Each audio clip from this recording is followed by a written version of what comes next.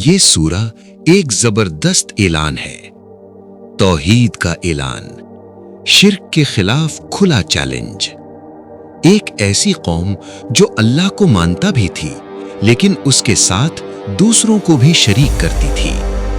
کیا ہوتا ہے جب انسان اپنے رب کی نعمتوں کو بھول جاتا ہے؟ کیا ہوتا ہے جب سچ سامنے ہو پھر بھی دل انکار کرے؟ سورہ الانعام ایمان اور شرک کے درمیان سیدھا فیصلہ ہے۔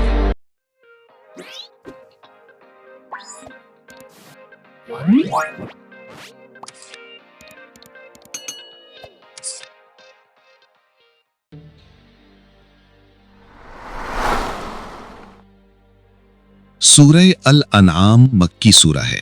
یہ مکہ کے دور میں نازل ہوئی۔ تفسیر ابن کثیر کے مطابق یہ سورہ ایک ہی رات میں نازل ہوئی، اور جب نازل ہوئی تو فرشتوں کی بڑی جماعت ساتھ تھی۔ اس وقت قریش کے لوگ بتوں کو پوجتے تھے۔ وہ اللہ کو خالق مانتے تھے مگر اس کے ساتھ دوسرے معبود بھی بناتے تھے۔ یہ سورہ ان کے عقیدے کی بنیاد ہلا دیتی ہے۔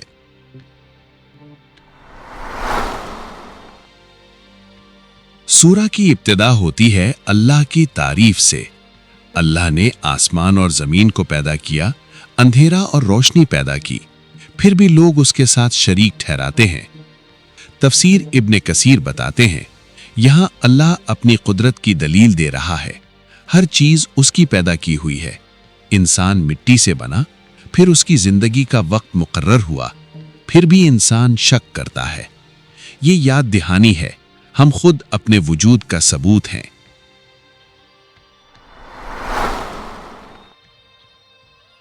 قریش کے لوگ نشانیاں دیکھ کر بھی انکار کرتے تھے۔ انہوں نے کہا، کیوں نہ کوئی فرشتہ اتارے؟ تفسیر ابن کثیر کے مطابق اگر فرشتہ ظاہر ہوتا تو پھر مہلت ختم ہو جاتی۔ اللہ انسان کو امتحان دیتا ہے، زبردستی ایمان نہیں دیتا۔ پہلے بھی قومیں آئیں، نبیوں کو جھٹلایا، پھر عذاب آیا۔ یہ صرف کہانی نہیں، یہ تنبیہ ہے۔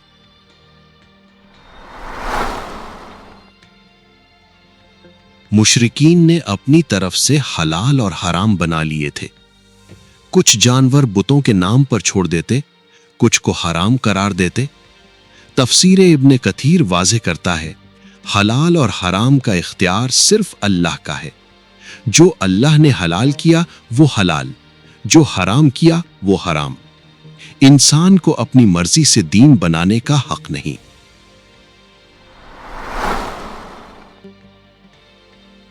اس سورہ میں حضرت ابراہیم کا ذکر آتا ہے۔ انہوں نے ستاروں کو دیکھا، چاند کو دیکھا، سورج کو دیکھا، مگر جب وہ ڈوب گئے انہوں نے کہا، میں ان سے محبت نہیں کرتا جو ڈوب جائیں۔ تفسیر ابن کثیر کے مطابق یہ ان کی قوم کے سامنے دلیل تھی۔ انہوں نے ثابت کیا، معبود وہ نہیں ہو سکتا جو ختم ہو جائے، معبود صرف وہ ہے جو ہمیشہ زندہ ہو۔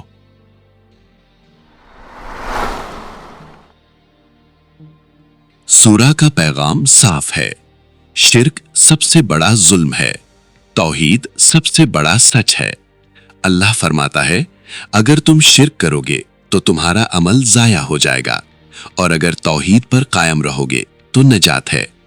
تفسیر ابن کثیر بیان کرتا ہے، یہ سورہ ایمان کو صاف کرنے کے لیے نازل ہوئی۔